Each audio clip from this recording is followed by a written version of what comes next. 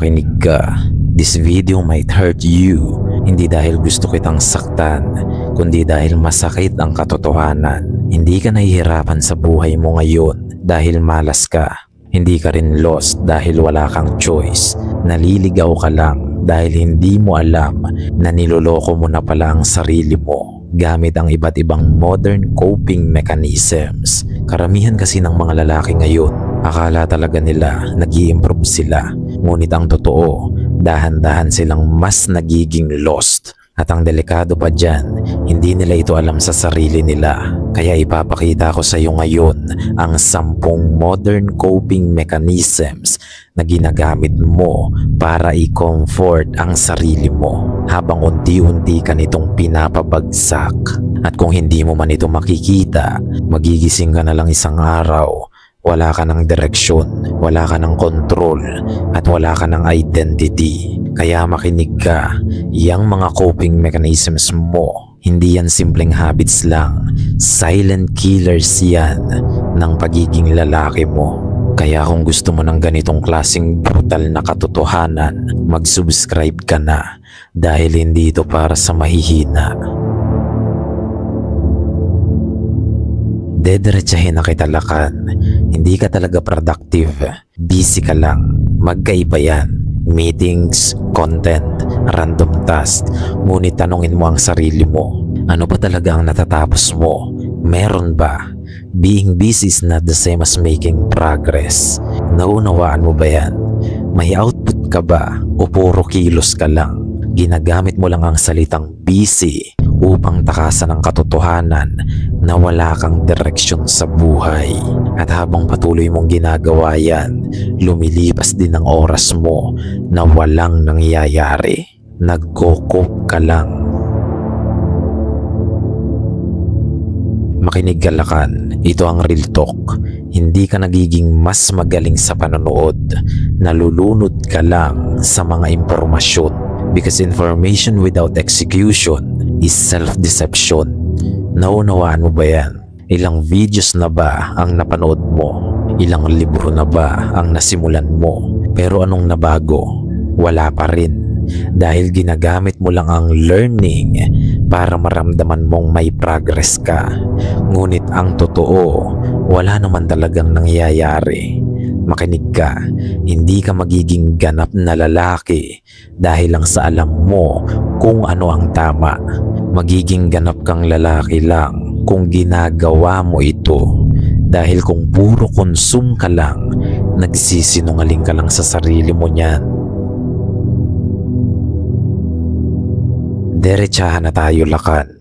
Hindi ka talaga nagpo-post para mag-express. Nagpo-post ka para ma-approve. Para sa approval, naghahanap ka ng likes, views, at positive comments. Alam mo kung bakit? Dahil dyan umiikot ang value mo. Tandaan mo ito, validation is an addiction. At ang isang addict, walang kontrol yan.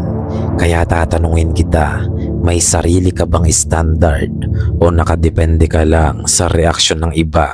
Dahil habang hinahabol mo ang approval ng iba, unti-unti ring nawawala ang identity mo. At kapag tuluyan ng nawala yan, madali ka na ring kontrolin. Ito pa ang isang coping mechanism na ginagawa mo. Hindi ka talaga nagpapahinga. Tumatakas ka lang. Paglalaro, panonood, endless scrolling.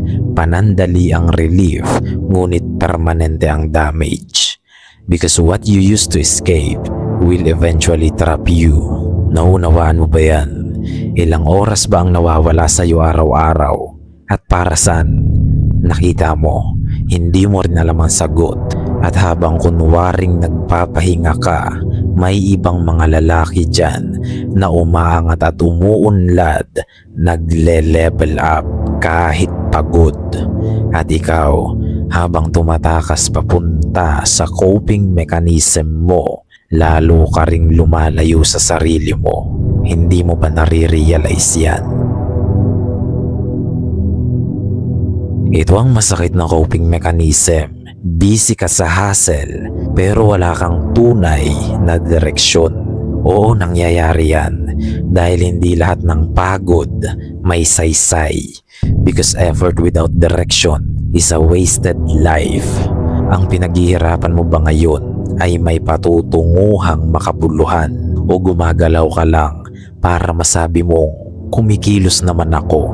Hindi mo naiisip yan, di ba? Wala kang ganyang refleksyon dahil ginagamit mo ang salitang grind para takasan ng clarity o kalinawan.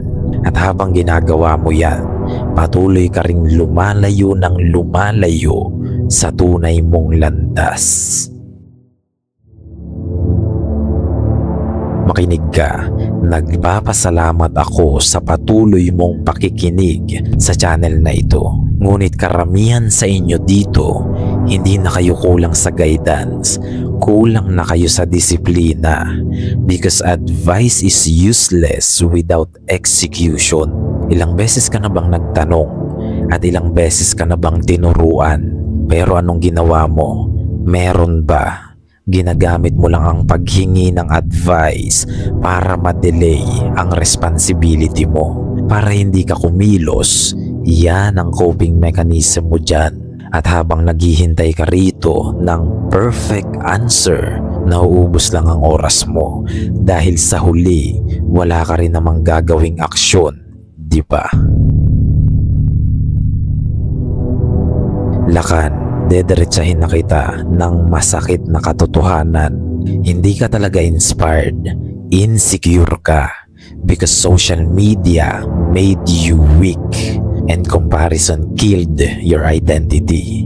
Bakit mo kinukumpara ang sarili mo sa iba? May alam ka ba sa buong buhay nila? Tingin ko wala.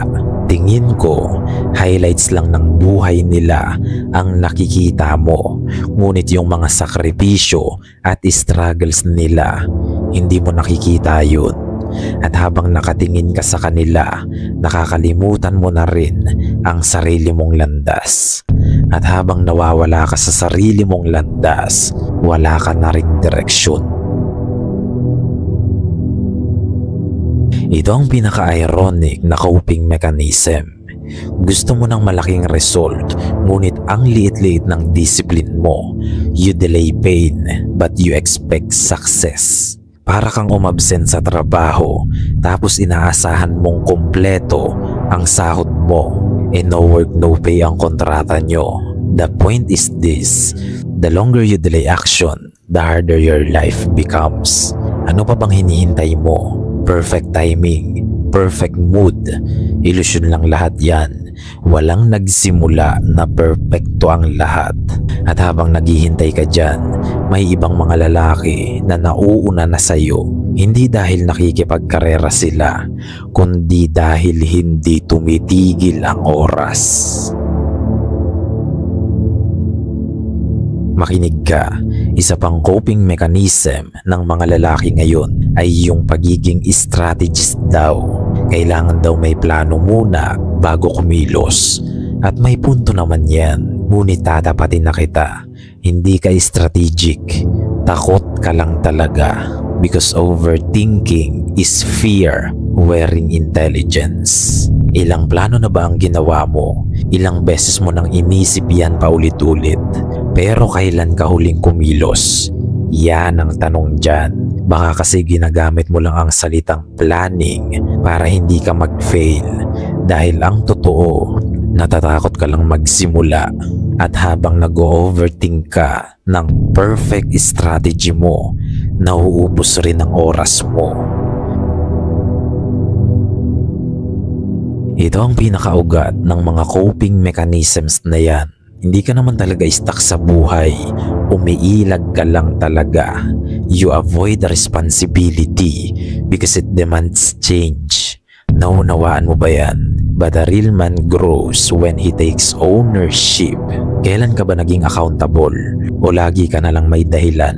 Dahil habang tinatakasan mo ang responsibilidad mo, lumiliit ka rin bilang lalaki lakan. At kapag tuluyan ka ng lumiit, wala nang re-respeto sa iyo. Kahit sarili mo, hindi mo na re-respetuhin. Anong gagawin mo ngayon? Magpapatuloy ka pa rin ba sa mga coping mechanisms mo o haharapin mo na ang responsibilidad mo? Dahil kung hindi, hindi ka naman agad-agad mawawala o magiging lost. Dahan-dahan sa iyong mangyayari yan. At gayon pa man, marami nga ang makakapakinig, ngunit ilan lang ang makakaunawa. Hanggang sa muli, lakan.